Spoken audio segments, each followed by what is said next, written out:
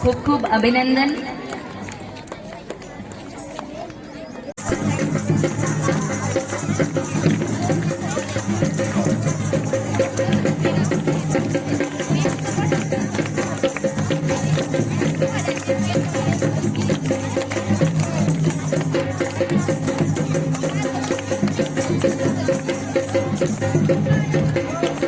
खूब खूब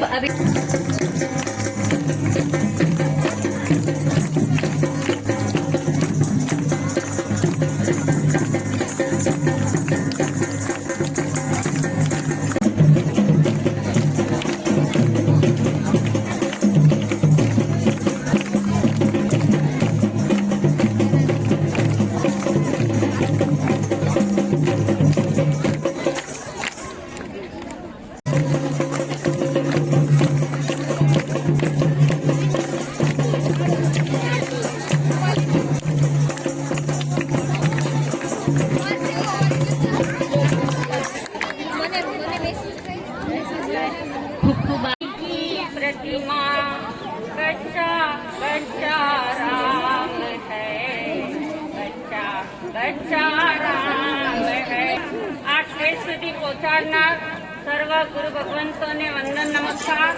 અને ત્યાર પછી જેમને પોતાનો બલિદાન આપ્યો છે એવા શહીદોને વંદન કરી અને ત્યાર પછી અત્ર શાળાના સર્વ શિક્ષકગણ સર્વ જૈન બની ગયા કે ખરેખર કે જે સ્કૂલની અંદર પાયા રોપાય છે અને એ 15 ઓગસ્ટના દિવસે જનગણના અને ભારતના હૈયાની અંદર એના રગની અંદર એમ થાય કે હું આતંકવાદને કાઢી નાખું, મહિષાસુર એટલે અસુર પ્રવૃત્તિઓને કાઢી નાખું અને એક શક્તિને જગાડી દઉં। ખરેખર જ્યારે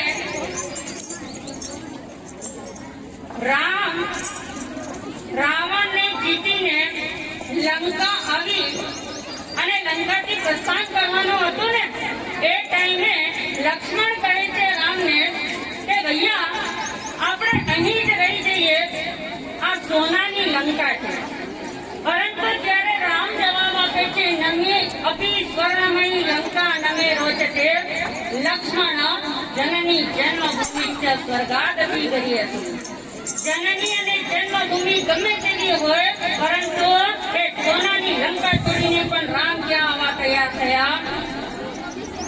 અયોધ્યાની અંદર। તો એવા આ 15 ઓગસ્ટના સ્વતંત્રતા દિવસના આપણે એને સાર્થક કરવું હોય તો માત્ર સ્ટેજથી નહીં, શબ્દોથી નહીં, માત્ર અભિનયથી નહીં, પરંતુ અહીંયા જે પાયા રોપાય છે એની અંદર તમારા બાળકોને ખાસ કહેવાનું કે તમે જ્યાં પણ જાઓ અહીંયાથી રેડી થઈને જેટલી સિદ્ધિઓને તમે પ્રાપ્ત કરો એ સિદ્ધિઓની અંદર 4 વસ્તુ હંમેશા યાદ રાખજો।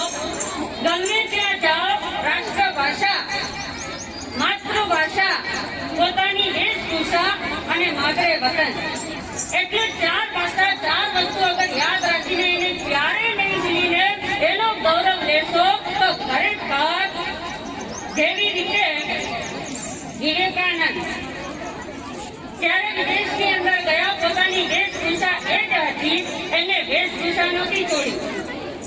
વિદેશની અંદર ગયા અને જ્યારે સભામાં પ્રવેશ કરી રહ્યા હતા, માથા ઉપર મોટી પાઘડી છે અને પગમાં બૂટ પહેર્યા છે એમને વિદેશી લોકો હસવા લાગ્યા એમને જોઈને કે વાહ, વિવેકાનંદ સ્વદેશી બનીને આવ્યા છે પરંતુ પગમાં બૂટ તો વિદેશના પહેર્યા છે।